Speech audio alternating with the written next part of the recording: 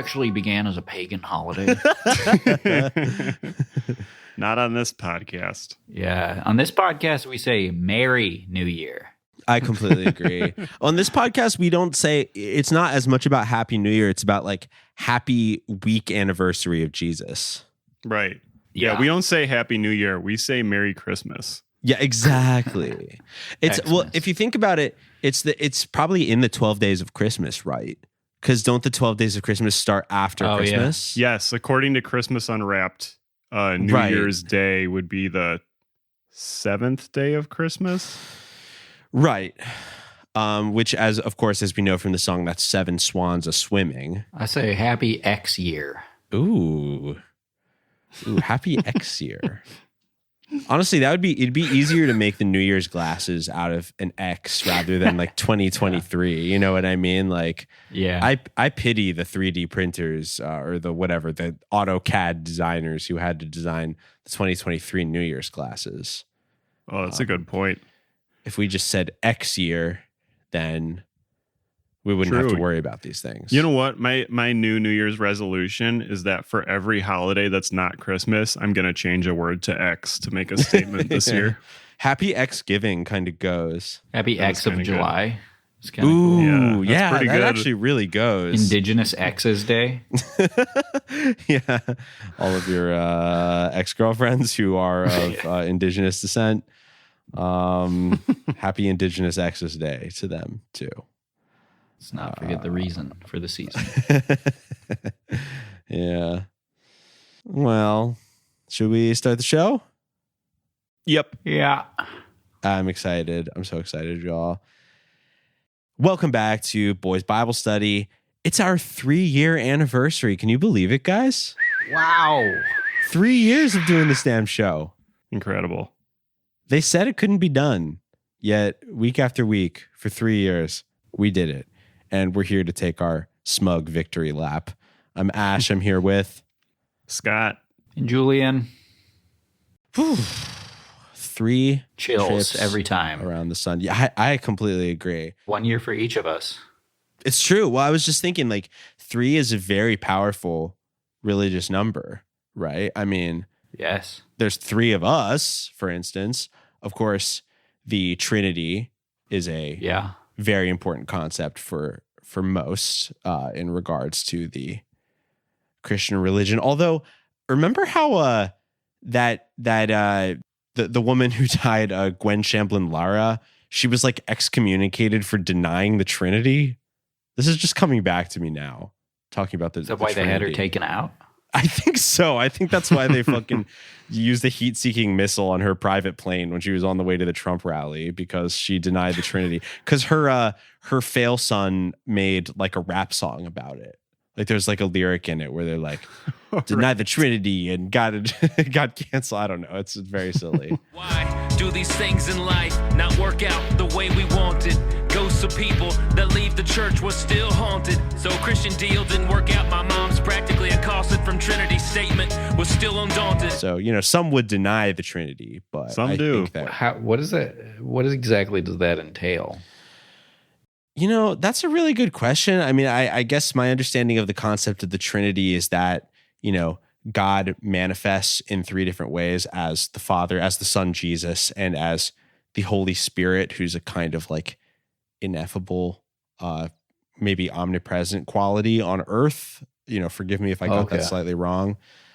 I don't really understand why Gwen Shamblin Lara is like, I'm anti-Trinity. It just seems like a nice thing that we can all agree on. She just didn't like the most recent Matrix movie. Maybe that's it. Oh, could be. Yeah. Yeah, well, she didn't appreciate the new Matrix movie. Argue that it's not truly biblical. It's not truly biblically based, the Trinity, yeah. Yeah. That's kind of what Hanukkah is, too. It's not really like an important holiday. It's not biblical? It's not even mentioned in the Old Testament. I've had my doubts about Hanukkah for some time, so it's good to finally hear it come out. It's just another one of Dr. Yakub's inventions. Yeah. Well, truly, I hope everyone had a very happy New Year. Happy holiday season to all who listen and support Boys Bible Study. And thank you for joining us as we celebrate our 3-year recap.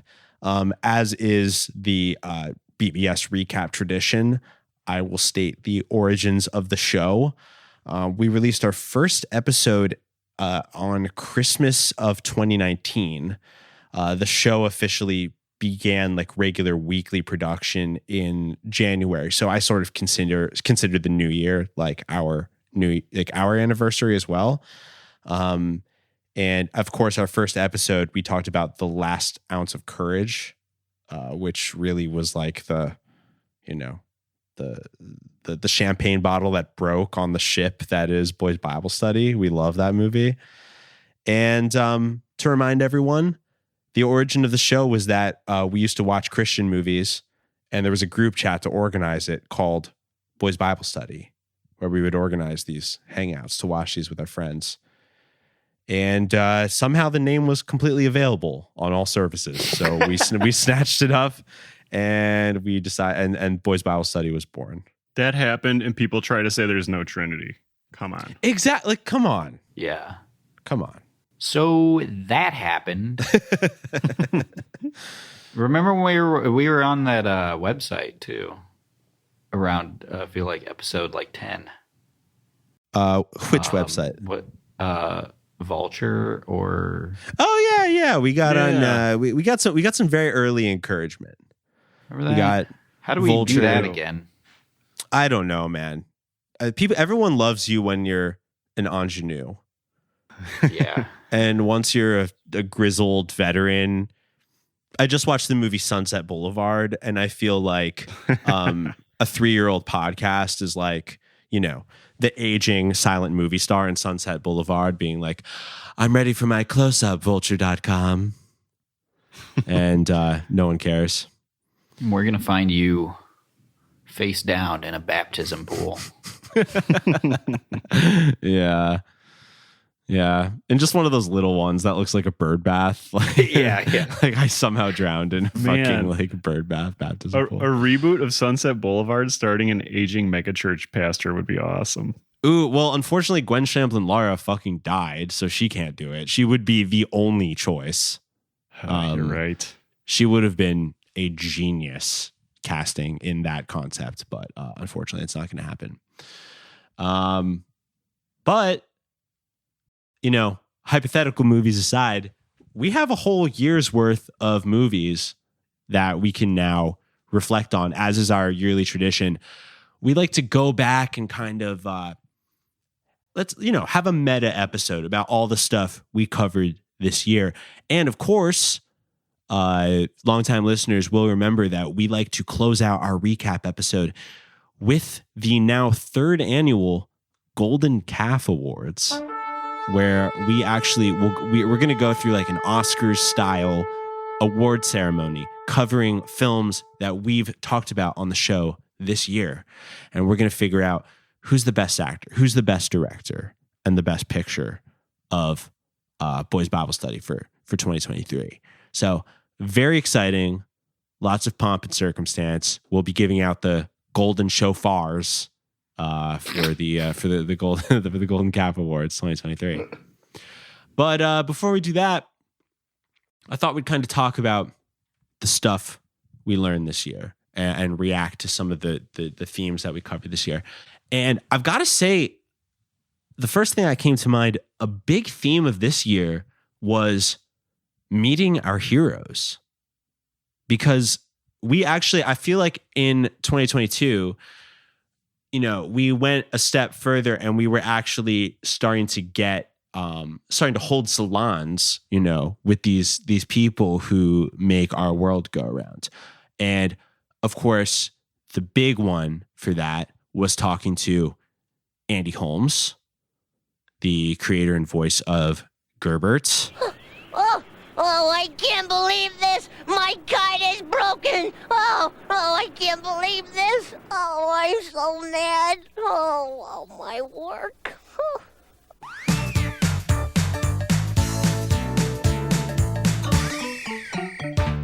Which which was a really enlightening conversation for us. And don't forget when we spoke to Harley Ellsworth, the former actor. She was a child actor at the time. She starred in Bible Man, and happens to be daughter of Bible Man. She was raised in the Bible Man household and told us a lot firsthand. Maybe it's just like the people that we gravitate toward, but the people we've gotten to speak to are actually like quite sincere in their message. And like Andy Holmes is the polar opposite of like a Ray Comfort type or like a Gwen Shamblin Lara, RIP. Because like I'd never felt like Andy was trying to scare people or like make these weird false conversions just to like add notches to his belt. Like to me, Andy was like very sincere and like the exact opposite of the type of person that we criticize on the show. Yeah. Yeah. Yeah, I'd say so. And I do think we kind of heard that from Harley too, although I think she's a little biased, but it does still speak a lot to it, that she could see how genuine her dad is being, and as an adult now still thinks of it that way, and like seeing how much work he really put into that and just cared about like making kids' lives better. So it's nice to hear that when it's coming from a genuine place like that. Yeah, I agree. I mean, you know, I mean, I could see some critics of, you know, Christianity and Christian culture being like, well, if it's coming from an evangelical place whatsoever, then, you know, by default, it's corrupt in some way. That's not really my opinion. I mean, I'm definitely way more sympathetic to it than some people. But, I mean, definitely Andy, especially because we got to hear it straight from the source. It was just like, I mean, he even said to us, he was like, you know, I'm not trying to like scare kids. He said to himself, he was like, I'm not trying to tell kids that they're going to hell, you know? And I just found that really, really nice to hear. And I think that like, it lent some support to the hunch that I had. And I think we all had that, like, I mean, everyone loves Gerbert. You know what I mean? Like even the people who are like, oh, fuck all this like Christian shit. Like all this stuff is so bad, it's good or whatever. Everyone loves Gerbert. You know? Right. Not me. You don't like Gerbert? I just felt like being, you know, the D words advocate. Yeah. I love Gerbert. He's so cute. Yeah, he's really cute. He really is. You just want to pinch his almond-shaped head, you know? He's so relatable. Getting stressed about stuff he doesn't have to be stressed about. Yeah, he has some sort of anxiety disorder, and he's a little guy with a weird voice. I mean, I he's feel like all of us. his friends are often pricks to him for no reason. If I'm remembering the episode we watched correctly. I think that's true. Yeah. So, I mean, who can't relate to that? Just like a little guy going, oh no, when everyone in his life is treating him needlessly cruelly. Yeah, we've all been there. So, you know, I thought that was really exciting. And I definitely think that like I learned this year that we can trust our hunches about who's a real one and who is insane.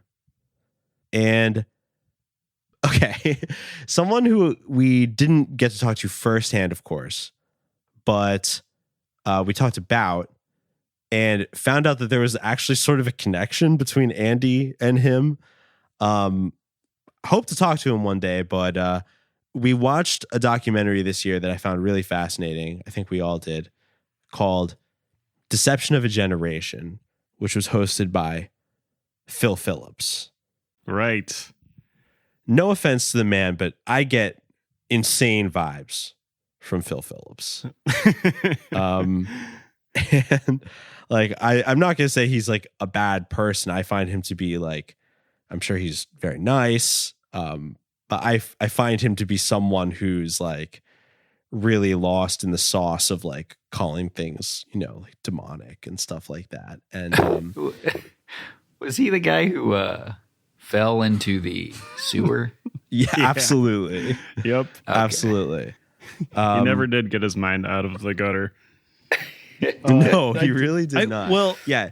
I think that goes back to what you were saying a little bit earlier, that one thing we did learn from specifically Harley and Andy was that all of these Christian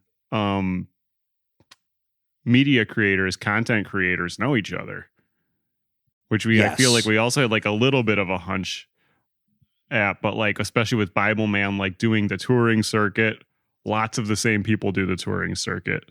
Right. And with Andy Holmes, like he knew all the other people who were related to anything 80s, early 90s kids content creation. Yes.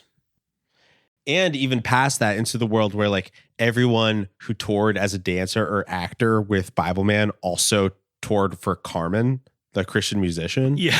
So, which is amazing. So it kind of fits that, Andy knew Phil Phillips in some way.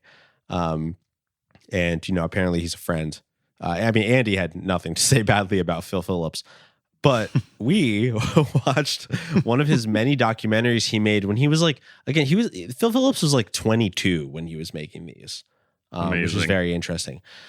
But, we had friend of the show, Michael Bilandic, who's a very talented filmmaker, on the show, and he talked about this with us. And yeah, Phil Phillips, in his quest to tell everyone how demonic the Smurfs are, and various other children's IP of the 80s, he did things such as fall in a sewer. I'm still not really sure how that happened.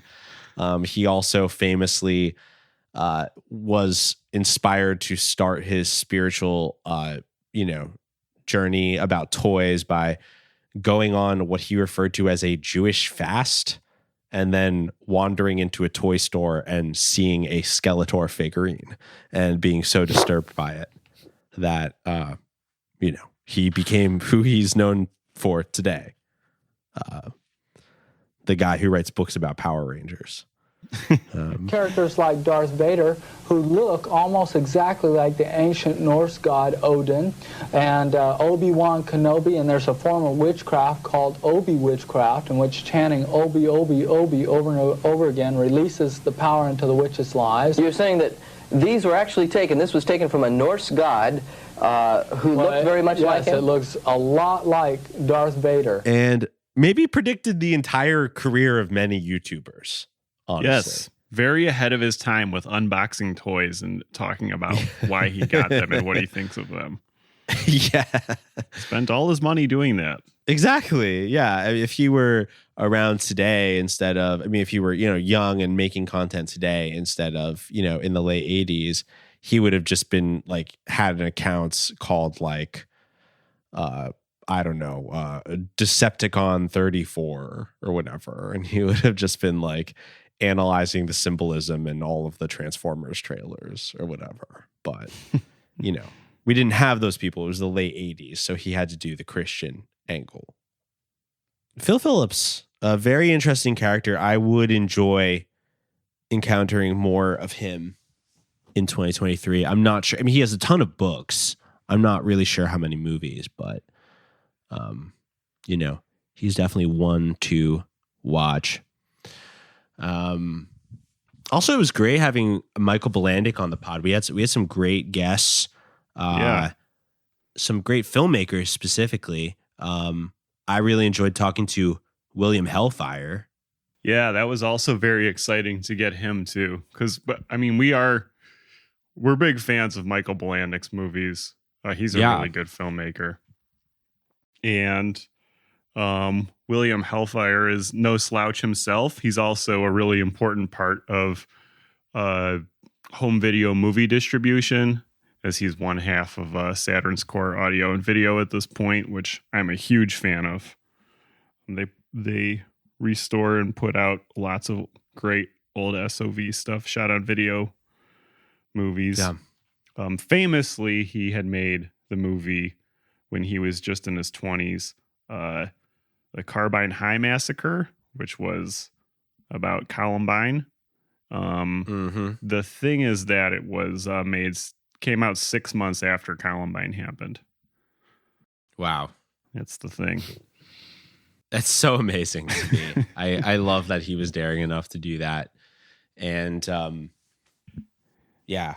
I mean, also very ahead of his time. Like, yeah. Like now all the very like vulture like content creators who will just like, I mean, this is like, way less effort than he put into the Carbine High, but like, just all the people who will just like try to get 100,000 likes on a tweet by being like the first, the first to like tweet about a celebrity death or something like that. I appreciate that, he went through the trouble of making a whole SOV feature based on this, something that he correctly intuited was like a foundational American cultural event.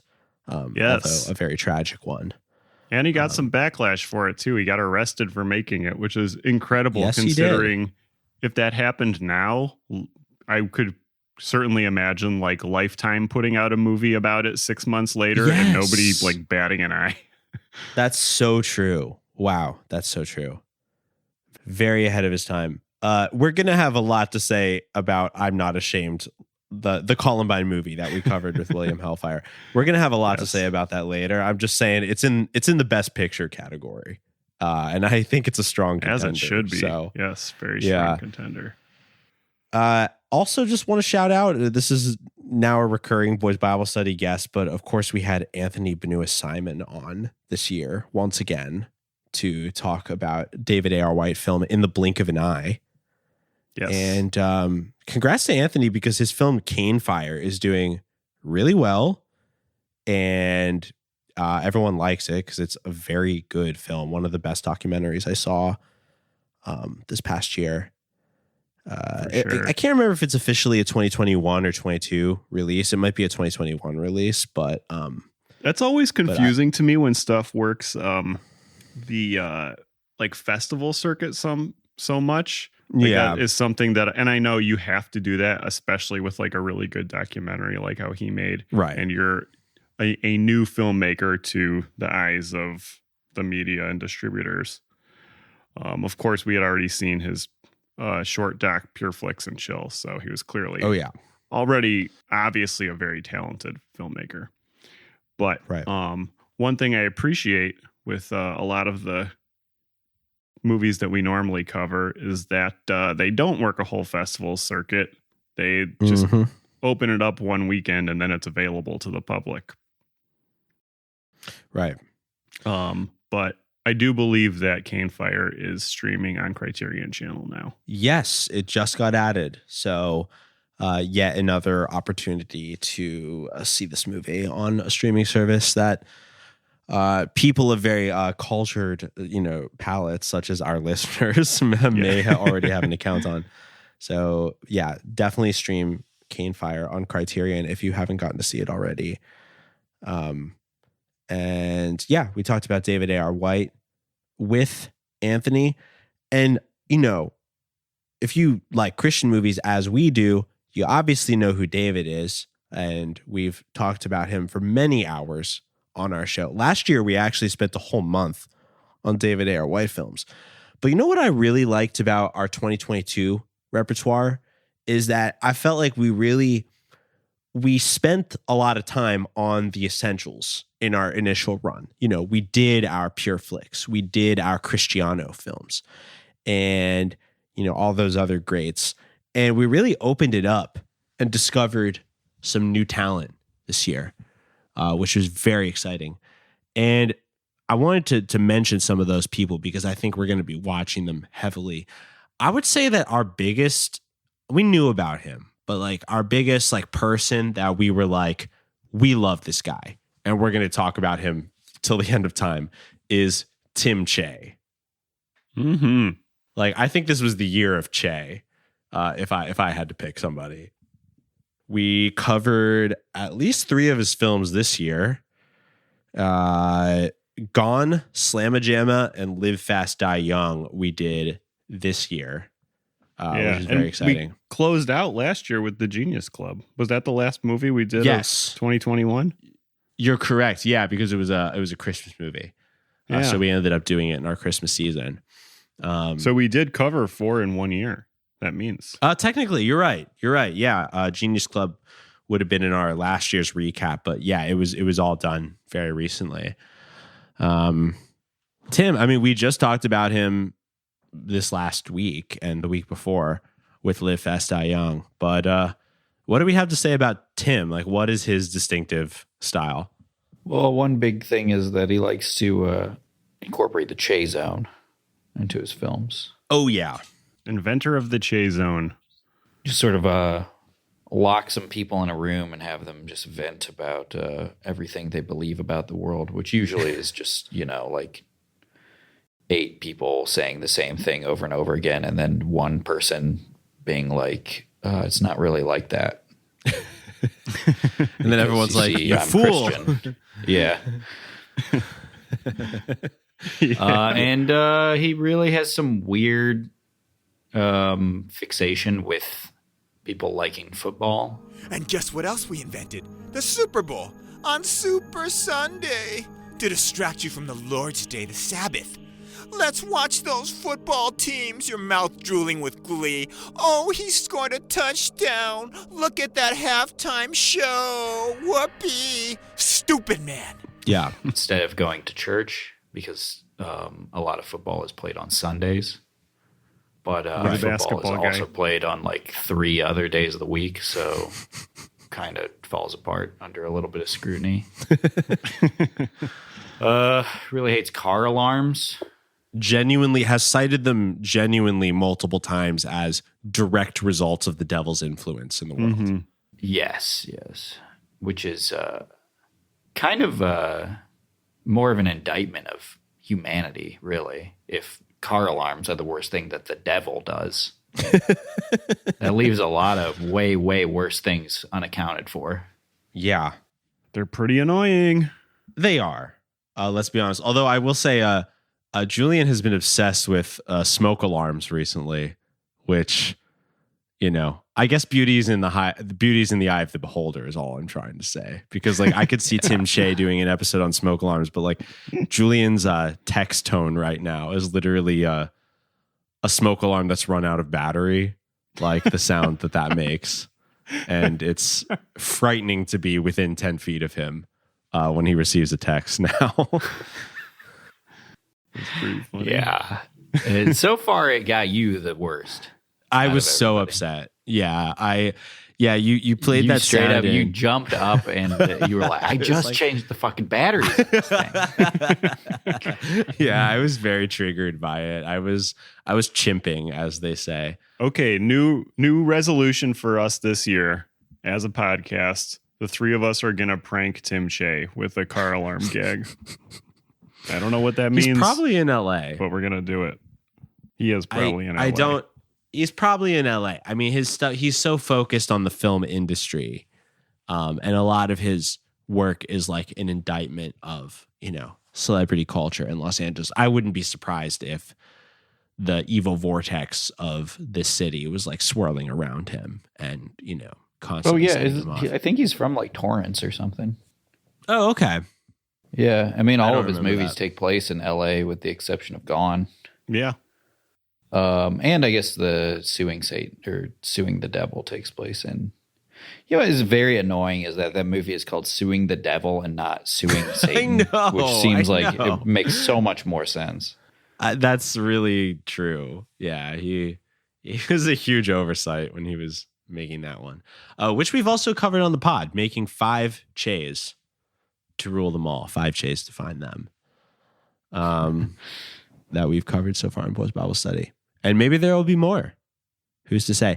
I will say, dear listeners, if you want to live in the Che zone, as many people do, Scott actually put together a fantastic audio piece as our bonus episode last week for all of our Patreon subscribers.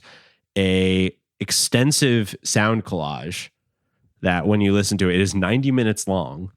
And when you listen to it, by the end, you will forget you are living in reality and you will think that you have only existed inside the Che zone. I have incredible news. Yeah? Tim J's new movie has been uploaded in its entirety to his YouTube channel. What? As of 2 days ago. What the fuck? Which was December 31st, as of the time of this recording. Oh my God. And it is a movie called Journey to Hell, and there is a stock photo of a volcano, I think supposed to be simulating hellfire, and in front of it are the silhouettes of several men pushing some guy in like slacks and a button down. Oh wait, it's like several men and a guy who looks like the wrestler Sting holding a whip.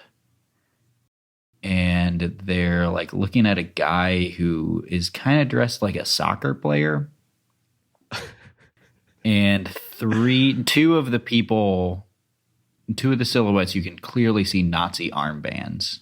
It's very hard to describe what's going on. I'm going to send you guys a picture of it, and you can maybe describe it a little better.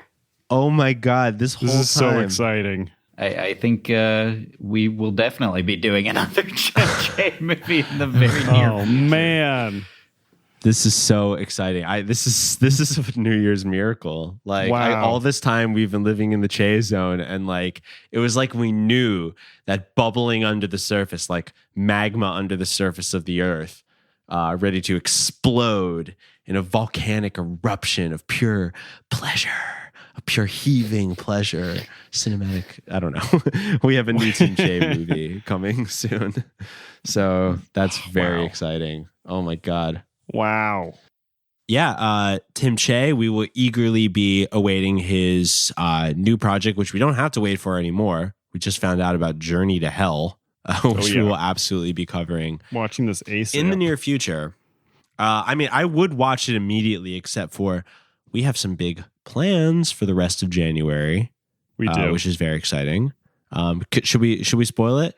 Yeah, I mean it's news to me, so I know you know what it is, but actually, you know what it is. But yeah, okay. I don't. It'll probably carry into February too, but yes, yeah, at this point, but we're going to spend a couple weeks finally digging into the Left Behind franchise. Oh yeah, which is very exciting because obviously that's been a big request for us over the years, but it comes at a great time because the newest film in the Left Behind franchise, Left Behind: Rise of the Antichrist, is coming out soon in theaters, produced by PureFlix, starring Kevin and Sam Sorbo, and my favorite boy in the whole wide world, Braden Sorbo, is back in Left Behind: Rise of the Antichrist. So very exciting. I'm very excited. I'm going to be in the front row with the word Braden painted on my chest, shirtless, watching Left Behind: Rise of the Antichrist. And so to celebrate that, we're gonna cover the original Left Behind movie, and it might be a little confusing because Left Behind kind of jumps around. Like Rise of the Antichrist is a sequel to, I believe, the 2014 Left Behind movie, or maybe 16, but those are not technically affiliated with the original ones. Like they're not like direct sequels. So it's a reboot. You know, exactly. Yeah. So it's very interesting. Like, you know, with the way they franchise that. But so Left Behind month is coming up. We might not be able to dive right back into the Che zone, but we certainly will in the future. But you know, I think one thing we like about Tim Che is that he really gives us the vibe of a lot of the sort of outsider type filmmakers that we like, while still being firmly planted in the Christian movie zone.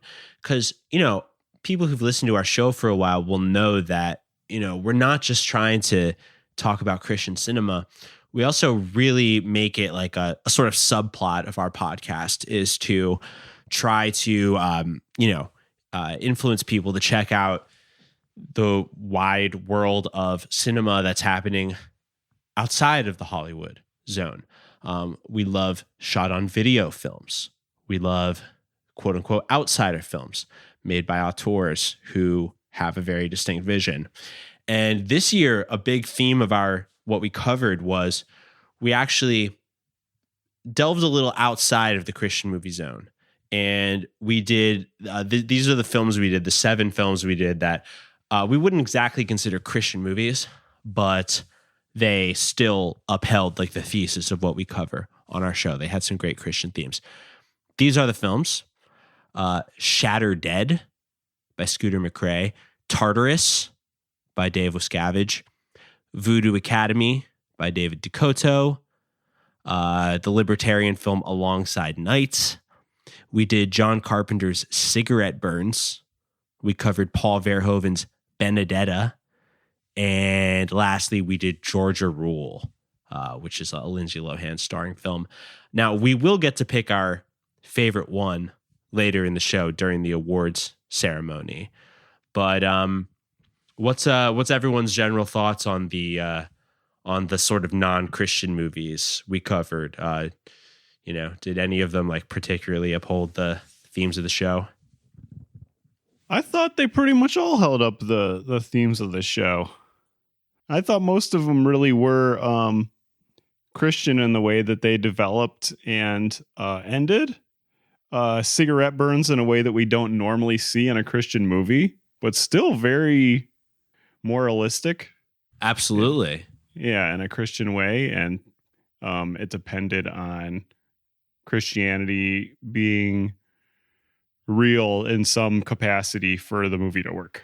Yeah, it used like Christian cosmology as the basis for the entire scope of the story.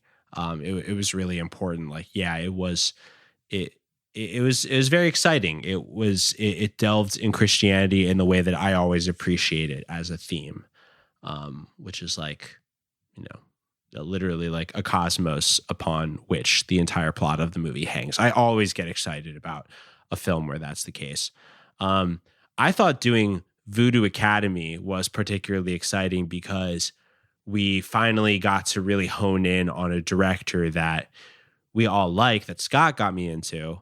And of course, that's David Dakota. So it was like really cool to use the theme of our show as an excuse to like delve into David Dakota's work. Yeah. Because he is cinema to me. Like, yeah, he might not be like as well known as like Spielberg or whatever, but I mean, if you look at his career and what he did, it's like even now he's transitioned into being like a very prolific like Hallmark Channel filmmaker, right? Lifetime. I get those two mixed up, but yeah, he's a Lifetime like in-house director now, from what I understand. Yes, he and Vivica A. Fox have really been cranking them out over the past few years. That's much amazing. to my delight. Yeah, he has made many films over the years, children's films, and also a lot of films that I would put decidedly in the softcore category, including Voodoo Academy, which we covered with our friend Trans Regret Snoopy as the fourth mic, who does not usually watch smut films. Yeah, so I felt a little bad about that at first. she enjoyed it, but I didn't really like. She's think pretty about that. devout, I was like, so I didn't think about it either. Yeah, I mean, she's definitely not like a prude, but it was pretty funny because like as we were watching it, I was like, oh yeah, she doesn't like really do this. But yeah, for the record, what I was thinking was that I knew her thoughts about Scientology, which Voodoo Academy delves into in a not very subtle way. Right. It's like trying to cover it a little bit, but it's kind of what's going on. And I thought we needed the very strong biblical mind of Trans Regret Snoopy to help us through a heathenistic David Dakota movie. Well, that's the thing about Voodoo Academy is that it actually has a very complicated theology, like one that goes outside of the bounds of traditional Christianity, but like it has a lot of world building with regards to the religion of the movie, like way more than necessary for a film that is ultimately about watching boys writhe around in designer underwear while hypnotized on a bed. I created a fake religion Put my dear friend Carmichael into the role of a dime store L. Ron Hubbard, and presto, what better way to lure pure young boys into my fold than to open up a high-tech Bible school? It actually has a very complicated theology, including like literally using an orgone machine. Yeah. And Scientology concepts. So yeah, we needed Snoopy to kind of like help us, separate the treasure from the trash there. But it was that was one of my faves we watched. So very cool. And we'll have more to say about some of those other ones a bit later in the show. Spoiler, one of our Golden Calf Awards is going to be to pick as a podcast what's our favorite of these sort of like secular crossover films that we watched. But the last thing I wanted to mention, of course, we can bring up anything else too, but the only other thing in my notes I wanted to mention before we get into the awards, I wanted to remind that one of the movies we watched this year was actually a direct result of said film going viral and sort of reinvigorating, even just for a couple days, like the internet at large's interest in Christian filmmaking. Like when this film was going around, I don't even know how many messages being like, you guys have to cover this, please review this because we need to hear your thoughts. That movie by Joshua and Simon Wesley is 2025, The World Enslaved by a Virus. They are from a time when life was different. The time when we could meet our friends, go to restaurants, celebrate whatever and whenever we wanted to. The time when life was worth living. A world full of peace, love, and ice cream. Yeah, this was the tutorial lighting. Yes. That's very much so. Lighting. Everything was like lit harsh blue or harsh red or purple. And everyone was ESL German speaking. So they had pretty thick German accents. And yeah. They were... What didn't the star start dating the? How do you phrase this? Yep, this is why it went viral. Youth pastor grooming. A whole lot of grooming going on. Joshua Wesley started dating his now wife. And I'm actually looking at the cast list and kind of blanking on which one she is, so I don't want to risk saying her name, getting it wrong, but. He started dating his now wife, if I'm not mistaken, when he was 21 and she was 14. So that happened. That happened. Yeah, because if I remember correctly, people kind of found out about the film because of its, provocative title, 2025. That's how I found out about it. Right, and then some eagle-eyed people online, of course, found Joshua Wesley's Instagram, where he literally has a post talking about his wife saying that begins with the words "finally 18!" exclamation point. And he talks about how much he loves her and how he plans to marry her and all these things. But like literally basically the same copy as a Girls Gone Wild commercial, but it's like talking about how excited you are to marry your wife. Very strange. And, I'm not one of those age gap prudes, such as you see online, but that's inappropriate and very weird. And it was really very interesting. See, I don't think it is. Okay. Go on. State your case. I want to hear it. Yeah, love is love. Don't be a hater. That's a really good point. No. Love is love. Maybe he was born that way. I'm just doing the D words advocate thing again. Yeah. Yeah, you're going to the D word. It's real nasty. The Dane Cook advocate. That's what the D word is. Yeah. maybe they were born that way. Maybe he was born 21 and she was born 14. Like, you can't help that. Like, you can't help the way that you're wired. Fun fact about the year 2025 is that by that year, he will be legally allowed to marry his wife. So congratulations to the Wesleys. Did not enjoy that film very much at all. It is not in any of our best picture or director shortlists later on in this episode. Spoiler alert. It was very interesting to see. It was happening now, but one budget saving move that I appreciated though was that to not make a too big of a deal out of the fact that almost all of them had German accents, was that they made it that English was the only language allowed now. Legally, you could only speak English now. I forgot that detail. Some good DIY troubleshooting there. That's a really good tip for all of our aspiring filmmakers who listen to the show is if you have a sort of big, something that's really hindering your process, call attention to it and make it so in the world of your movie, that's the only way you're allowed to do it. Right. And everyone will say, oh, of course. Well, sure.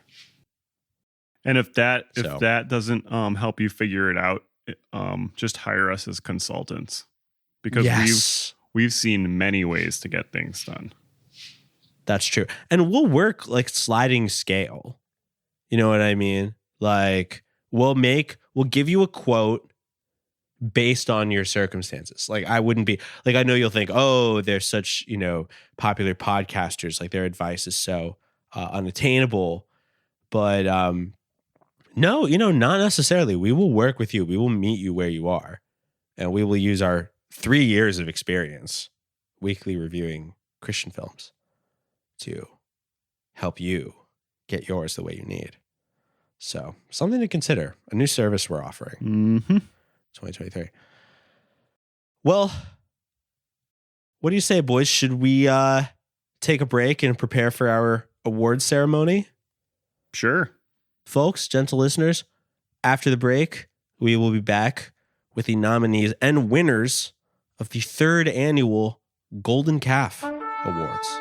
Stay tuned. The minute you walked through my door, I knew this love is forevermore. But then you told me all these lies. See the tears filling up my eyes. All I want is a little piece of heaven. And all I need, a little piece of heaven. All I want is a little piece of heaven. And all I need, a little piece of heaven. Da da da da da da da da. My favorite holiday. Yeah, January 6th. Final It's like day 4th of of July, too. Christmas. Final day. Yeah. of Oh my Christmas. God. That's so true. The 12th day of Christmas. Is Has January it's only 6th. been 1 year since that happened. 2? 1? 2, right? Actually, some really disturbing January 6th news just came out.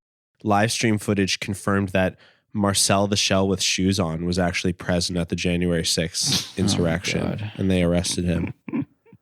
I'd heard rumors about him for a while. Yeah. Like his beliefs. Still, it was just very shocking, They had to zoom in really far, but they found him. Dancing on AOC's desk. I can't believe that. Yeah. Wow.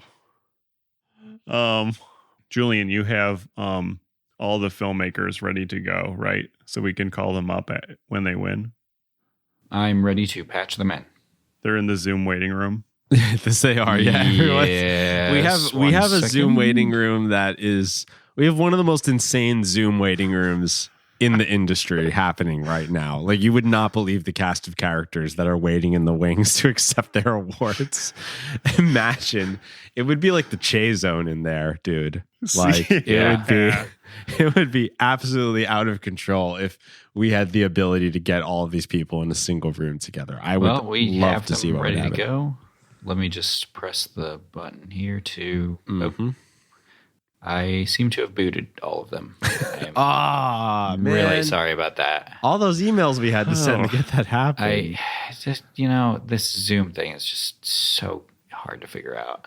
It really is. It really is. That's okay. We'll get them back next year. We will. All of those emails we had to send to pray to the Lord Almighty to get them in contact with us, all gone down the drain. But hey, listen, that's the industry. We are back. That's right. We're back for the 3rd annual Golden Calf Awards. It is the biggest party in the Old Testament, and it's happening again for the 3rd time this year. We're so excited. We, the preeminent Christian cultural commentators, are going through all of the films that we on our show reviewed this year, and we're using that as the nomination pool to nominate from the following categories. The goal of this, I will read the nominees as we remember, gentlemen. The rules are that the 3 of us together, we have to come to a unanimous decision on who's the winner of this category in order to present the Golden Calf Awards. The first award tonight, fittingly, is for the best one-man show. The best one-man show. And the nominees are Witnesses, the story of many people touched by Jesus, by Kurt Cloninger. I was just getting used to being dead, about 4 days. I hear this, Lazarus, come out of there. I think, whoo, that sounds familiar, huh? Secondly, A Man Called Norman, the 1988 televised sermon, or VHS sermon, starring preacher Mike Adkins. It was old Norman. I thought, God, how could you have me buy a house across the street from old weird Norman? Well, I don't mean to be unkind, Lord, but he acts strange. You know how he is. He walks up and down our main street twice as fast as most folks while rubber galoshes flop on his feet instead of shoes. Thirdly, Dennis Zech. Dennis Zech or Dennis Zech? No one knows. I think it's Zech. I think it's Zech. Dennis Zech, the DVD we found of the Christian magician. There's no such thing as emissions causing global warming. Every planet in our solar system is 1 to 3 degrees hotter right now. So there's lies and deception. Al Gore's made $100 million preaching this. And fourth, Justin Flom. Justin Flom's appearance on the Huckabee Show in 2018, doing Christian magic on the Huckabee Show. Now, over 200 million people have watched my next guest on YouTube as he cut his newborn daughter in half. Watch. Those are our 4 nominees for Best One-Man Show. Gentlemen, what do we think? I'm going to go with Dennis Zech. Wow. Really? Interesting. Yeah. What makes you say that? I mean, there's just something about how he had that, like, little jug of water that never ran out of water. It's really amusing to me. I also like that so many of his stories involved like him being like the only smart man on the planet Earth. Yeah. And how much he hated his family. Oh, and then the whole thing about how he had to we have to defend Israel was like a big part of his sermon towards the end. Do you remember? Right. Him telling a group of 7-year-olds how it was important that we like stand up for Israel is a very interesting Zekism. Israel just had their 60th anniversary of being in the land. You know what that tells me? Jesus is coming back in another 60 seconds or 60 years. Occupy, get ready, the world's falling apart. I will add to that by saying what I also like about him is that how we watched his DVD from like the 2000s, and then we later like clicked on one of his routines from like 10 years later or 15 years later, and he was doing the exact same thing. Like his prop setup was exactly the same. He still had the same jug. Very interesting guy. Amazing. I can definitely see that argument. He's definitely on my short list. My pick was going to be Witnesses, Kurt Cloninger. I can't get over Kurt's knockout performance, as many people, including, his character of Barabbas, where he's going to kill as many Gentiles as he can. He's constantly talking about how bloodthirsty he is for Gentiles. And let us not forget that he like randomly like plays a gay guy who was friends with Jesus and is like, Jesus always defended me. His Kurt Kleininger's one-man show is like a foundational text into I'm switching, Bible study. I'm switching to Witness. Oh, really? Well, Yeah. what do you think, Scott? You could potentially cast a tiebreaker here. Well, I will cast a tiebreaker, but first, just to follow up on Julian's thoughts on Dennis Seck, because he got me thinking about the type of ground he covered in his Ministry Through Mystery performance. Right. With his Ministry Through Mystery. Little magic tricks. I would say outside of actual Tim Che movies, he's probably the most Che-zoned brain that we covered on this pod this year. Just with the arc of Che where brain. he go, how he starts one area and where he gets to and why. Whatever that why exactly is, I could see him in a Che zone. However, he's also super fucking obnoxious, and I would have to go with Kurt Cloninger as well. I've seen Witnesses so many times now; it's just as good every time. His performances are great.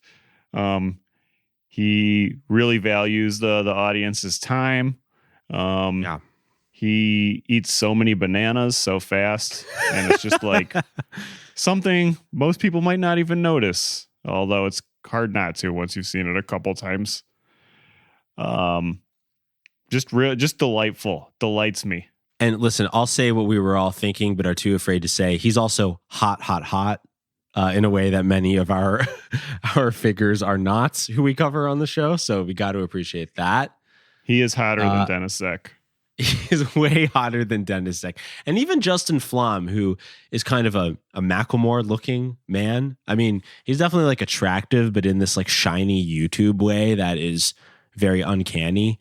Whereas Kurt Cloninger, I mean, he looks great and he acts great too. I would say, based on our votes, the winner of the Golden Calf Award for Best One Man Show. Congratulations, Kurt Cloninger.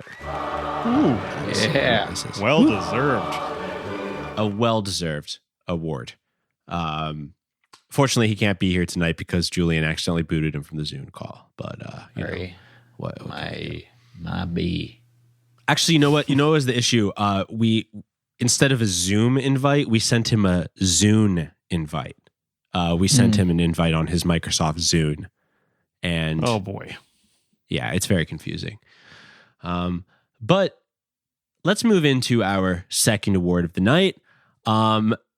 This is a rare, sort of a Razzie award in the Boys Bible Study camp. But nonetheless, these cultural products should be recognized.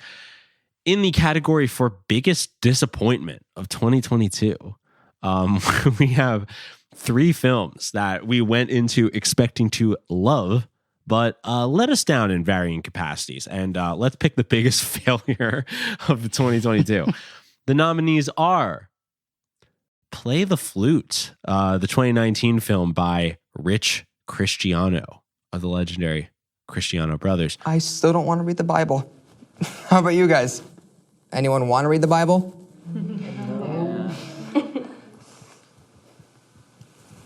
I do. Second nominee, Love on the Rock, a 2021 film starring David A.R. White as a divorced guy who has to fire a gun a couple times. No need to yell. It's Malta. No one yells in Malta. Welcome to Love on the Rock. Thirdly, End of the Spear, the 2005 film about a missionary who gets absolutely owned by a tribe of indigenous people in the Amazon. Gentlemen, we got company. All films that had their good moments, but we ultimately found a bit disappointing. Gentlemen, which do we think deserves the Golden Calf Award for biggest disappointment of the year? I'm going to go with, I actually didn't mind Play the Flute or Love on the Rock. I didn't have like super high expectations. So I think the biggest disappointment in terms of just sheer unwatchability, I got to go with End of the Spear. It was a very difficult film. Yeah, it was. But that being said, I had like not really any like expectations for it, so I don't know if it can really be a disappointment. But sure, it was one of the hardest movies to watch that we have done personally for me. That is the thing. I just found it to be completely insufferable and extremely exploitive. Probably the most exploitive movie we've covered. Probably.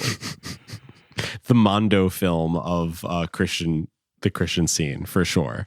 The thing for me is that Play the Flute is something I had been wanting to watch for at least a year before we finally got to it.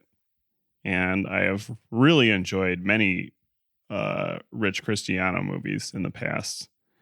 Love on the Rock, similarly, I had been waiting about a year to be able to see. Starring David A.R. White, of course, and also was not as good as what I would hope for a movie that I was waiting for a year. Man, it's hard. End of the Spear, it was the hardest to watch, though. Like, I'm not going to watch that movie again. I could see it happening where I end up watching Play the Flute or Love on the Rock again, just somewhere, somehow. Yeah, I actually kind of liked Play the Flute. There were some things about it that I really liked. For me, the answer to this is Love on the Rock. I found it to be David A.R. White at his worst. I found his character very unlikable, like a derivative of the character he tends to typecast himself as, which I don't mind when he's predictable because he usually does it well.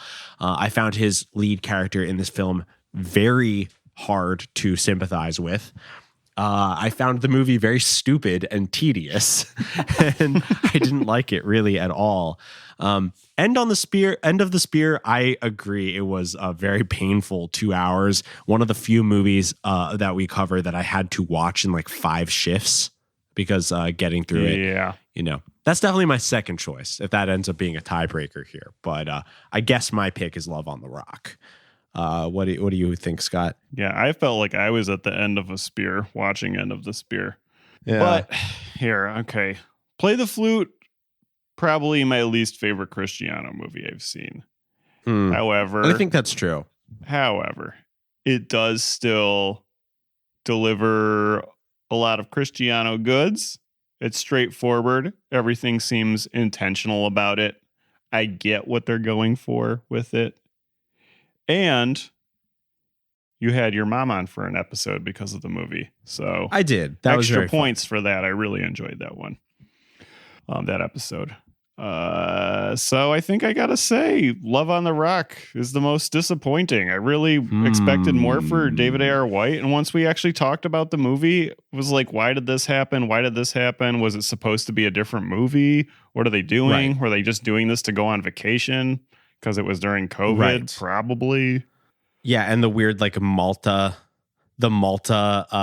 commercial tie-in where it was like they were exploiting a Malta like filmmaking loophole, Right, to like make the the Malta movie. Tourist Board gave them some money too, probably. Yeah, and we found out about all the tax incentives to shoot there. And And I'm sorry, they didn't even make Malta look that good. It's probably a beautiful place. But I I look like was shit.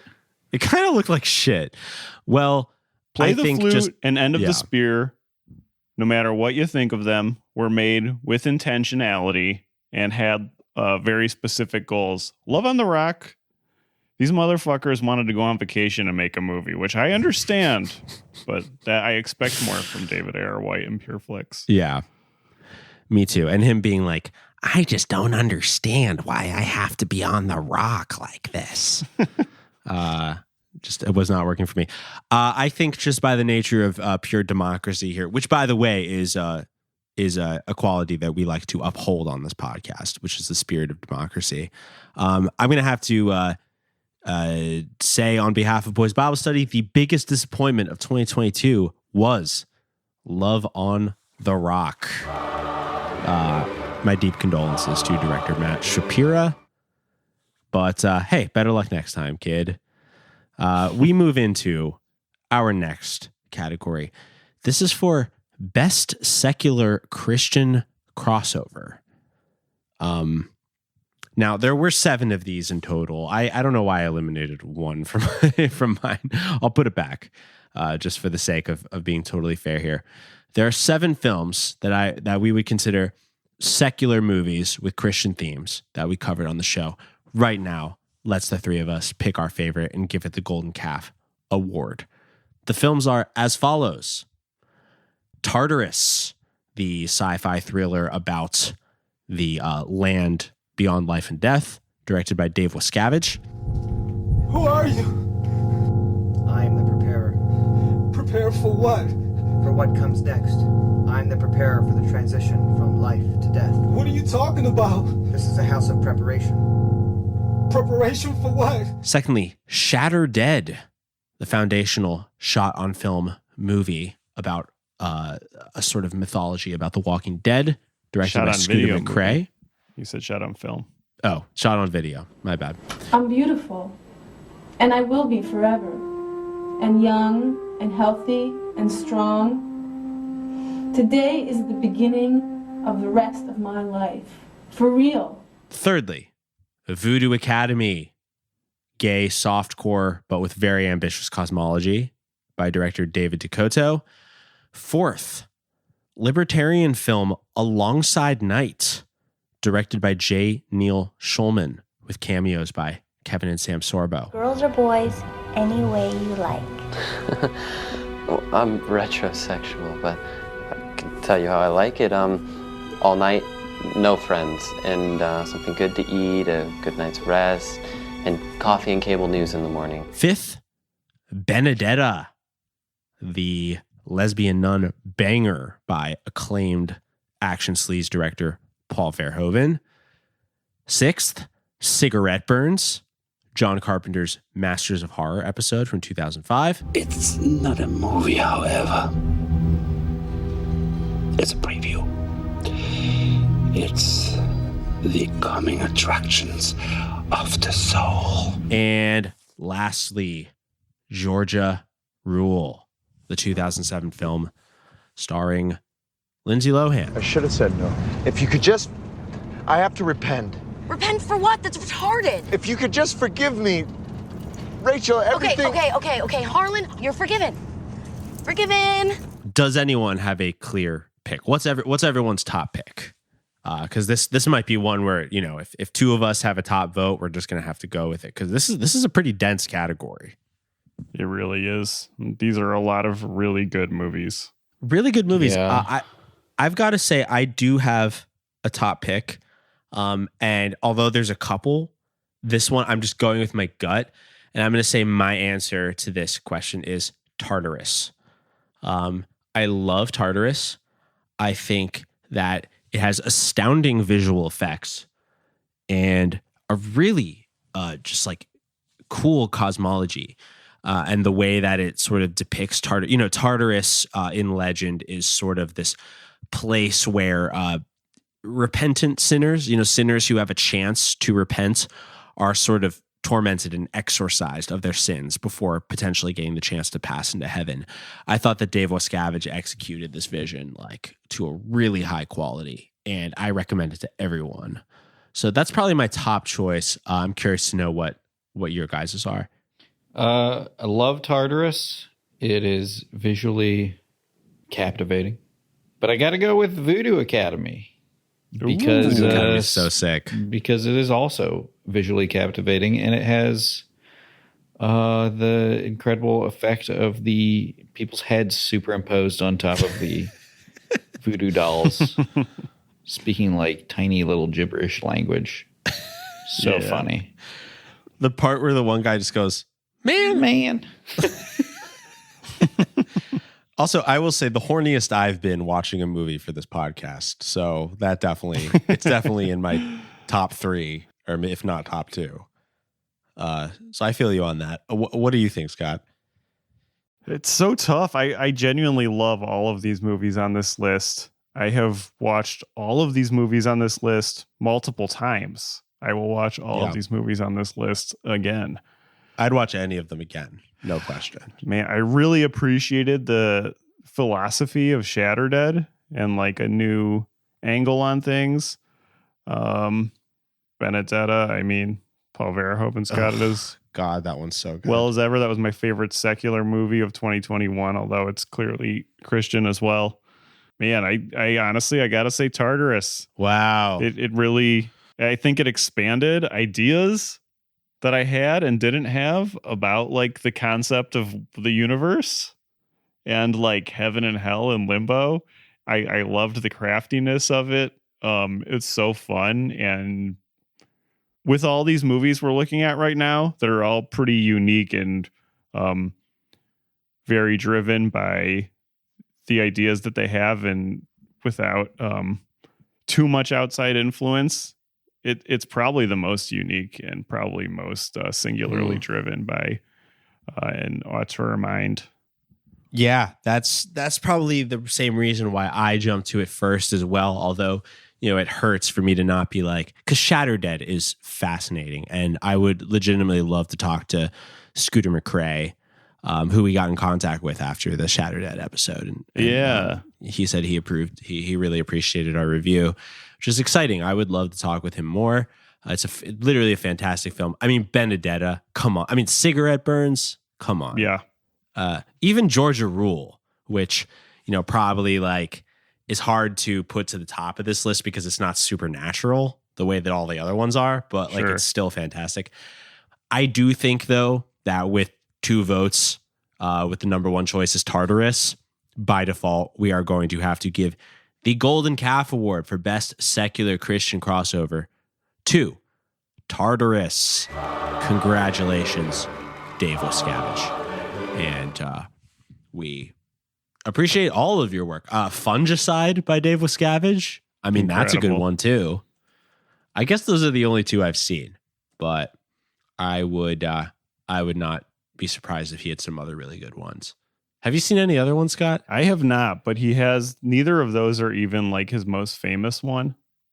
Really? He has this Bigfoot movie. Suburban Sasquatch? Yeah, Suburban Sasquatch. That's like that's the one that people like. One. Yeah. Wow. Okay, that's interesting. I want to see that next. Fortunately, most of his movies are available on his website for under $10. Fantastic. Because he's a real one. He is a real one. We appreciate you, Dave. Coming up next, this is a category where we honor a sort of, you know, speaking of secular crossovers, a lot of Christian films like to decorate with a famous actor or personality, someone who comes from maybe a secular world, but is joining us in this Christian movie to lend it a kind of, you know, extra layer of luxuriousness or, you know, authenticity.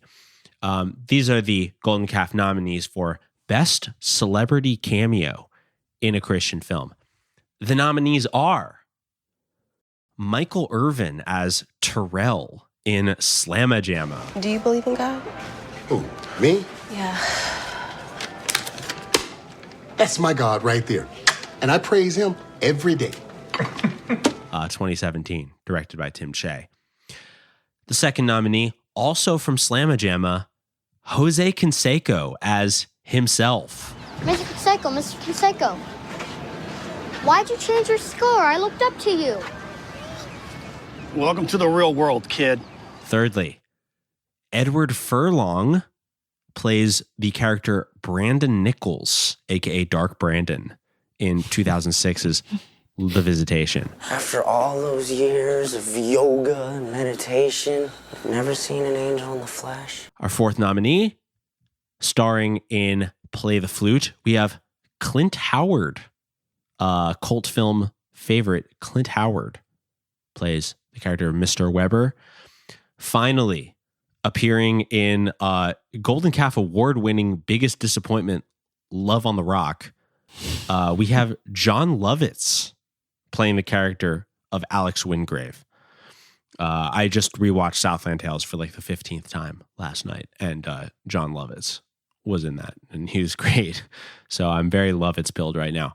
But who do we think, team? Who is our favorite celebrity cameo of 2022?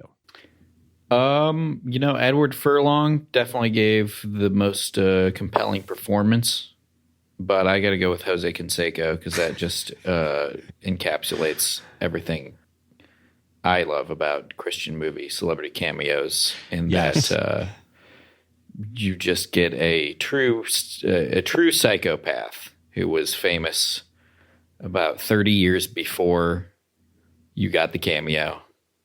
And not entirely sure who this cameo is for, other than you were able to get your friends of some celebrity and are able to get them to show up for like 15 minutes on a Sunday afternoon to be in your movie. Yeah, Venice Beach, no less. What do you think, Scott? Pretty much all of these cameos delighted me. I agree with Julian that Edward Furlong gave the best performance as Dark Brandon Nichols. The most delighted I was to see the cameo were two. It's kind of tied. I'm going back and forth here. One is Jose Canseco. It was a very funny cameo. And very funny just to be like, oh, last I heard of you, you were up to no good. And also, and he showed up in a few Christian movies. Clint Howard as Mr. Weber in Play the Flute. That was one of the highlights of Play the Flute for me, because I was like, oh yeah, the ice cream man. Yeah, I definitely soy-faced when I saw him in Play the Flute. That was awesome. But to break the tie, first of all, Slamma-Jamma, superior movie to Play the Flute for my money. And second of all, the actual cameo from Jose Canseco was funnier and much more of a just insert the cameo in here cameo. Like an act, like what cameo is cameo. Like if, right. Like if you can pay for a cameo and it fits into your movie, this is the closest thing to what it would be of all the people we're looking at. So I got to go with Julian, Jose Canseco. Yes, finally. I got one. Well, to really just to chime in there, I was between two, and they were both from Slamma-Jamma. They were Michael Irvin and Jose Canseco from Slamma-Jamma, because spoiler alert, Jose Canseco is going to win this category. But I do want to say that I thought Michael Irvin was hilarious in Slamma-Jamma. Like, yeah, he has like that scene in the restaurant where he's just talking about how money is God and like talking shit on the guy who's like waiting tables. That was really funny. But I agree. I mean, it says right there in the nominees, Jose Canseco playing himself. Like, that's really what a Christian movie cameo is all about, like the quintessential cameo. So, hey, once a winner, always a winner. Jose Canseco, please come up here to accept your Golden Calf Award for Best Celebrity Cameo in a Christian Film. Congratulations, Mr. Canseco. And with that, boys, we are moving into the meat of the calf this year. We have 3 awards left. They are some of the most consequential awards you can get in the Christian film game. Actor, director, and finally, Best Picture of 2022. Firstly, the Best Actor category. These are 5 lead actors in a Christian film that we covered this year who gave a particularly outstanding performance. And let's nominate them right now. First, Donald James Parker as Gramps in Gramps Goes to College. Also the writer of that film. a film about an elderly man who decides to go back to college to own biology 101 with logic and reason. Wait, what are you doing? I'm hot. Do you want me to look at you while we're talking? Well, of course. Then you have to cover up your charms. I may be a scout, but a saint, but I want to be, so an ounce of prevention's worth a pound of cure. Secondly, Mike Gassaway as Hank Cassidy, the lead of Pro Bono Watchmen, about a suburban man who can't take it any longer. He's watched too much and he can't take it any longer. Oh, you think you're the only one here with a gun? Try me. Come on, try it. Throw it in the pool. Throw it in the pool. Third, Kenzie May as Chloe in Chloe's Mountain, the 2021 film about a rock chick who has to fulfill her mother's dying wish and enroll in a Christian college. You said that God has like a plan for everything, right? Yes. Okay. Tell me exactly how taking my parents away from me works out in his great plan. That is her mountain. That is Chloe's Mountain. Fourth, Christian Heap as John Carson in A Man Called John, the film about the only white boy to ever do it. Just kidding. But he is a white pastor who gets assigned to a black church and hijinks ensue. Well, hold up. When you say you dance, what exactly do you mean by dance? Praising God. Finally, the fifth nominee for this category, Chris Staples, starring as Michael Diggs in Slamma-Jamma. He's a professional slam dunk competitor, I guess the word is, and he brought his real life basketball skills to the role in Slamma-Jamma. With those 5 nominees in mind, who, boys, do we think deserves the Golden Calf Award for Best Actor? I gotta give it to Gramps. Ooh. Nothing was more disturbing than him being on that dinner date with the other teacher. And, he kind of, Mike Gassaway kind of fell in the same vein as this. Yeah. But Pro Bono Watchmen was a little more secular than I would have liked for this purpose. But Gramps really fit into the Bob Revere category in a way that we haven't seen in quite some time, including being an old man. Very true. And he was awesome. And it was just funny that it's just one of those boomer movies where the old guy, just for some reason, is a better athlete than a bunch of young people in their early 20s. It's Gramps for you. I love that assessment. To be honest, I mostly agree with it. So I'm curious to know, Scott, what's your top pick? Man, I am happy to see both Kenzie May and Chris Staples on here. Kenzie May as Chloe did a good job. She was a good Chloe until her band had to perform. No offense, Kenzie. And then Chris Staples, on the other hand, is Michael Diggs. For somebody who is not actually an actor, which happens a lot in a lot of the movies we cover, did a very solid job, very believable. However, when it came to his performance for dunking, incredible. He is a fantastic dunker. And I've said this multiple times, better than the past couple NBA dunk contests in Slamma-Jamma. However, as far as compelling, entering my dreams and my mind throughout the day, that definitely goes to both Donald James Parker and Mike Gassaway. Those guys are something else. I can't imagine. We missed a time period where we could be that confident about ourselves. You know what I mean? Without being a little insane. Not saying that these guys aren't a little insane, but they're full boomer energy, like we did everything right, and it's this younger generation's fault that they don't have it like how we to have it. And it's pretty cool. Really like that. But I gotta say, Mike Gassaway as Hank Cassidy, that's the one for me. It's Mike Gassaway. What a maniac. He's so sure of himself. And then when we actually covered the movie and Julian, you were reading off all his list of accomplishments. I mean, man. Oh, I yeah. feel it all in the movie. He's in like the Martial Arts Hall of Fame or something. Hold on. I have to look him up really quick. He's awesome. And also just the look of the pro bono Watchmen in general, like without him in the movie, I feel like what I would remember most from that movie is the look and vibe of it. But because he's there, the thing I remember the most is him. I actually started off my 2023 by watching a 2022 movie I had meant to for months. And it felt like a, if not spiritual, then vibe partner to Pro Bono Watchmen. This movie called The Paradise Motel looked very similar.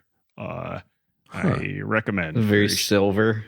Yes. And very strange. Like, if there's going to be a Bizarro David Lynch award this year for movies, both Pro Bono Watchmen and The Paradise Motel would be up for it. I'll say that. Wow.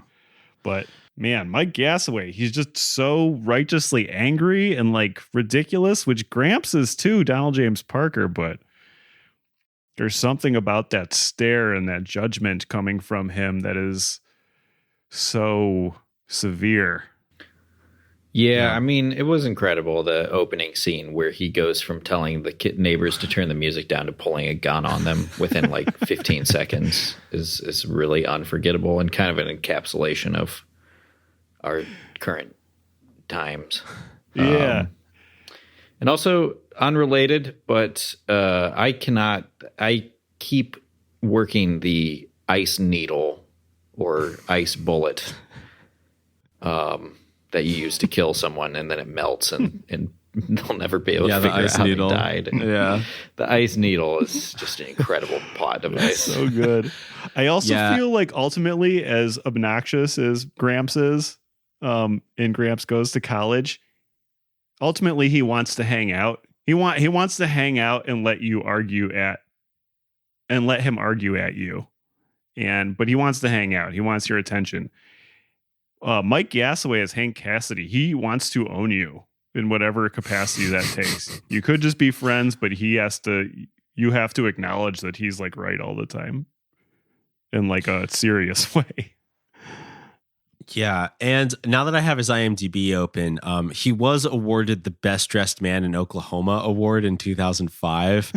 And he did set a world land speed record for 250cc motorcycles in 1989.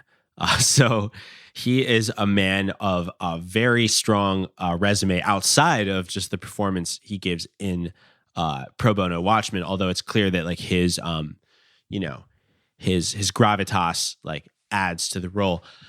But I am in the unenviable position of trying to do a tiebreaker between Donald James Parker and Mike Gassaway, who honestly were my top two choices that I'm kind of stuck between. So I'm going to go with my gut here. And, I hate to upset one of you or any of our gentle listeners who care about our opinions. I am going to break the tie and present the Golden Calf Award to Donald James Parker as Gramps in Gramps Goes to College, because I'm upset. You are now? Yeah. Think for yourself. Don't be a sheep. No, listen, this is something I thought about long and hard. And the thing that honestly clinches it for me is not just because of the strong Christian inclinations of Donald as Gramps, but also the fact that he wrote the movie and he's written many other movies. There's a Gramps trilogy that we have yet to dig into that maybe we could make a goal for 2023. Maybe we can make a resolution. Incredible. There's also a trilogy called Best Friends that he wrote. Right. It's like They're like best friends who something. Like there's three of them. So he also did a film called The Unexpected Bar Mitzvah, which I'm very curious about. So because of his performance as Gramps and also because of his writing chops, the Golden Calf Award for Best Actor in a Christian Film goes to Donald James Parker. Congratulations, Donald. Wow. Well deserved. Well deserved. Well deserved, truly. And this takes us into our second to last category, Best Director. This is a director whose film we watched this year taught us something new about filmmaking in the Christian sphere. And the nominees are Tim Che, a.k.a. Timothy A. Che, for several films, but specifically nominated in this category is Gone, his 2002 film about the end of days. Day had become night, and night had become day. We needed to find a radio, but nothing worked. We were cold and thirsty and in complete denial. We were living La Vida Loca in hell. Secondly, Ashley Hayes Wright, the director, who's directed several of our films this year, but we're recognizing her for The Exorcism in Amarillo, her autobiographical film about demon possession from 2020. It all started when I got some books off of Craigslist. Thirdly, Lauren Havel, the director of Screened In, the 2021 film about how social media is taking over our lives. What happened to you? I got in a car accident a few years ago. How did it happen? I slammed into a tree while texting. I'm so sorry. It's okay. I knew I had a problem. I was glued to my phone back then, but I never thought it would lead to this. Fourth, a veteran and beloved director in the Boys Bible Study universe, Ray Comfort, who directed Genius, the 2012 film about now who is John Lennon? Who was John Lennon? The singer of the Beatles? He was a member of the Beatles. The man that has a late night show? Fifth, the final nominee in this category, Ron Ormond, the director behind If Footmen Tire You, What Will Horses Do? The sort of docudrama from 1971 about the communist takeover of the United States. And all of the dramatized reenactments are taken from actual events that have happened in Russia, Korea, China, and Cuba, where the communists have already taken over. The only difference is that we're using Americans to emphasize that the same thing can and will happen here if they take over. Whew. This is a tough one. Many different styles, all very distinct. Do we have any picks right off the bat? Do we have any number one picks? I am very comfortable, wink, wink, with my best director pick. It is Ray Comfort for the movie Genius. Wow. I was impressed by Lauren Havel's debut with Screened In. I assume that's her debut. I guess I didn't double check that. Although I complained a lot about it on her episode. I've thought about it a lot since. She did a great job. Yeah. Hope she keeps making stuff. I'm a huge fan of Tim Che and Ashley Hayes Wright. Ron Ormond is a legend. I mean, who was doing that type of thing before him? If Footmen Tire You, What Will Horses Do? Pretty unique style of... He's almost like a precursor to Ray Comfort, the way he cuts between things to get you to feel something. But man, Ray Comfort for Genius, that is a direction style. Nobody else is doing that. Yeah. Like, I never thought of the term doxploitation before I saw a Ray Comfort movie, and this is the epitome of that with Genius. It really is. It's a movie title that befits the feeling that we have about Ray, who is a never-ending source of inspiration for our podcast. I mean, I will be in one of our first. I can't remember which recap episode it was, but I do believe that his film Audacity took home the Best Picture award. I believe we decided it was the greatest film of whatever year. I think that was our second year recap. I will say, To me, although I do admire all of these directors, I'm pretty sure I said some very rude things about Lauren Havel on our episode. I'm very sorry about that. But to me, 2022 is the year of Che. I don't know where I would be if I hadn't have watched all of Tim Che's films or most of his important ones.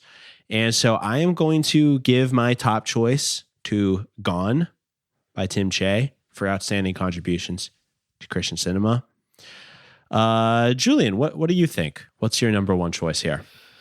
I stand by my remarks about Lauren Havel and Screened In. In fact, I'll double down on them if anybody questions me on them or seeks an apology from me. And the most apology you'll get from me is I'm sorry if you were offended. But I gotta go with Ray Comfort on this one. Woo-hoo. I mean, I loved Gone, but I don't think it was the best of the Tim Che we watched. Actually, I guess it would have been because the two that I'm thinking of we watched last year. I don't think. Look, Gone is my second place.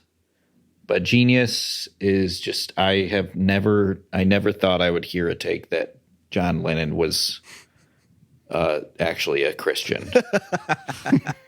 Well, and proud of it and trying to spread the gospel with his lyrics. I truly do not understand how they even got to that conclusion other than just they expected people to take their word for it.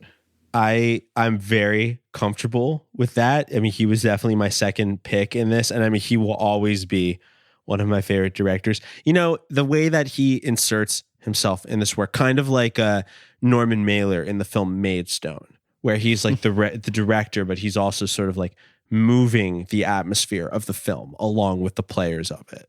Like Ray Comfort is in Genius. And I mean, let's not forget when Ray says, what if a woman said, my husband is a rat, and all you have to do is poison his drink with arsenic, and you'd get away with it. I've got another dilemma for you. This lady wants to get rid of her husband. She says he's a rat. All you have to do is drop one tablet of arsenic into his coffee when he's not looking. You will get away with it. You'll not get caught, and she'll give you $10 million cash. Would you do it? Yes. What would you do? Yes. The phrase "my husband is a rat" is going to rattle around my head for decades of my life. And the other hypothetical that you go down a tunnel and find a room full of $100 million. Yeah, and it's like, so isn't funny. it owned by the bank too? And you'll it's owned by the get bank. away with it. So owned by a bank, meaning it's fully insured and backed. Truly deranged. It's also funny that every single Comfort film we watch is that caliber of good. It's so incredible what he's able to accomplish. I hope if we have time for it, I would watch several of his films in 2023. So I am very comfortable awarding the Golden Calf Award for Best Director to Ray Comfort for his outstanding work on Genius. Congratulations, Ray. Come on the pod. Please, come on. This leaves us to conclude the grand golden finale of the Golden Calf Awards. It's about to happen. We are about to give the Golden Calf Award for Best Picture 2022. The nominees there are 6 films here. And here they are. I'm Not Ashamed, the Columbine exploitation film from 2016, directed by Brian Bow. You're not going to be a beer chugging, pot tripping, cigar puffing, drug dealing Christian? No, I'm a God loving, Satan slamming, Jesus freaking world changer Christian, warrior for Christ. Oh, that's tight. Secondly, The Man Who Went to Heaven. Mr. Burroughs, David, tell us about heaven. I saw cities and angels. Lots of them, thousands. And people. Well, how about the Bible? Did you see the Bible in heaven? No. So no preaching, no churches, no Bible in heaven. Perhaps maybe you went through the wrong door. A very contemporary film, a 2021 film directed by Jason Campbell, who I might add is a director whose work we owe it to ourselves to explore. He's done many, many films. Third, Gramps Goes to College, directed by Chip Rossetti, starring the now award-winning actor Donald James Parker, who also wrote the film. Thirdly, A Box of Faith, the 2015 film about a young woman who lives in a storage container, directed by Arturo Gavino. What's that? I found it in my mom's things. But basically, this is how it works. You write a note to God, you put it on the ceiling, and then in the night he takes it. And in time, all your problems get worked out. Fifth, Spirits Among Us, the Christian supernatural horror film about occult possession of a family home, directed by Ray Jenkins. How will I know one of these occult things when I see it? Well, it won't be something you normally find laying around the house. Black candles, incantation books, ashes, maybe even bones. And finally, A Little Piece of Heaven, 1991 film starring Kirk Cameron as a kidnapper with a heart of gold, directed by Mimi Leader. You're dead. And now you're in heaven. Say what? Whew. There are a lot of heaters on this list. If you don't mind, I will make my pick first. I love all of these films. I would honestly be happy awarding any of them the Golden Calf Award. My pick, one of my favorite films I watched for the first time all year, is I'm Not Ashamed. I think it's such a masterful film. I've thought about it almost every day. I can't believe when all the shots of Rachel Scott, the martyred Columbine victim, drawing really shitty roses in her diary, and people looking over her shoulder and being like, wow, the rose, what does that mean, Rachel? I'll never forget how they cast everyone in her life as a really hot person.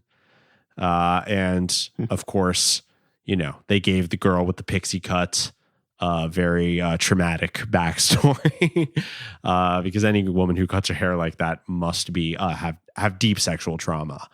I'm Not Ashamed is my best picture pick. I wonder, though, what do you guys think? Okay. Man, it's hard for me to pick because I feel very strongly about I'm Not Ashamed. It's a jaw dropper. It's exploitive. It's very well crafted. I thought it was a pretty good looking movie overall. Where they choose to end it is masterful.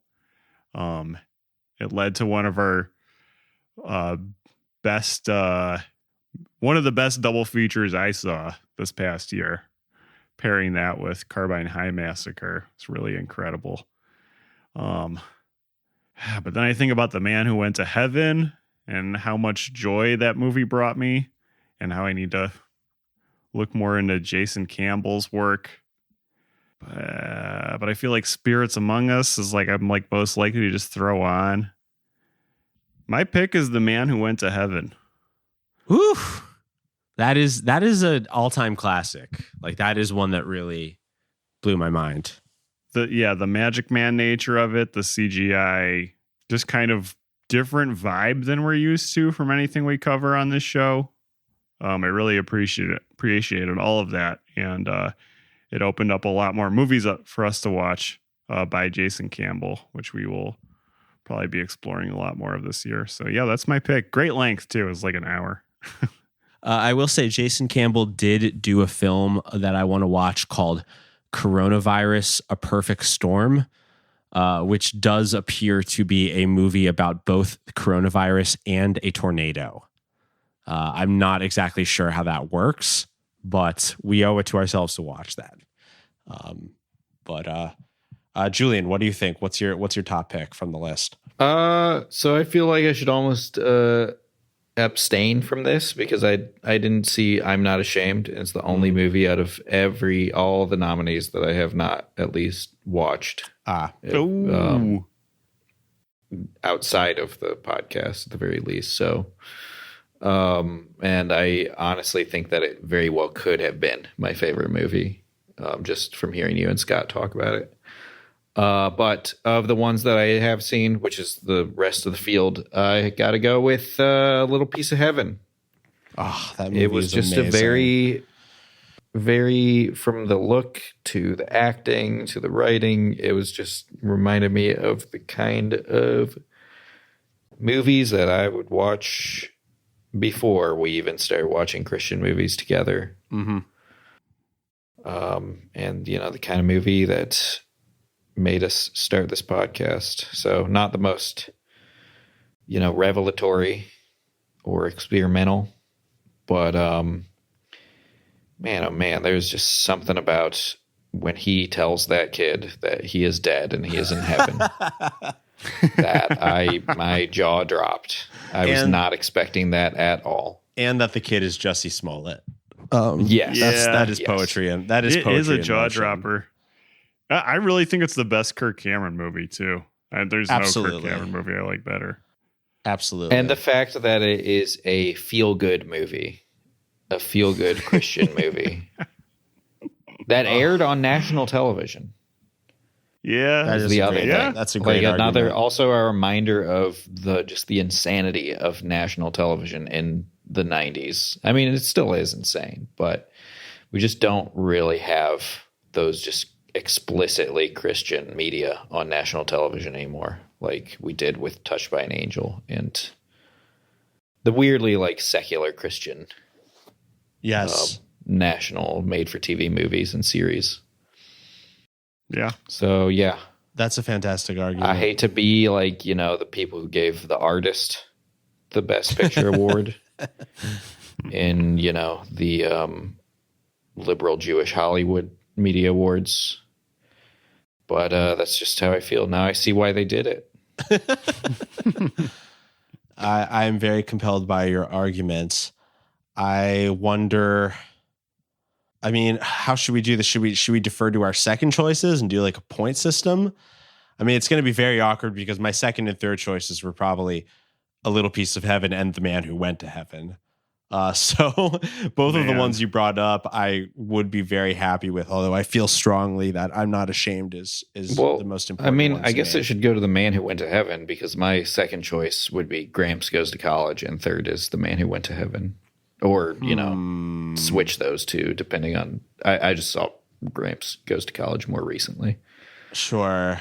But A Little Piece of Heaven. I would cast a secondary vote for The Man Who Went to Heaven. But your Little Piece of Heaven argument was so good. I liked how you brought up.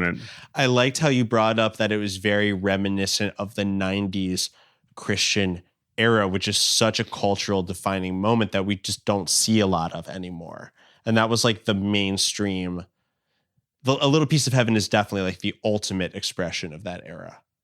Without it. And it's just it seems like we see the Christian movies we watch where something truly jaw-dropping happens and it is played like it's a good thing or a blessing or just played as some deranged person's view of the world, writing about something that they clearly have never experienced or have no idea how it would work in reality, but are using it as some sort of morality tale.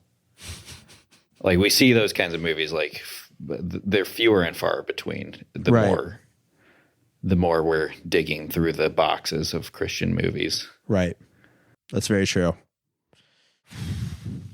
Man. What do you think, Scott? That's a pretty strong argument. I feel pretty swayed by it. I'd be willing to cast my vote for that. Yeah.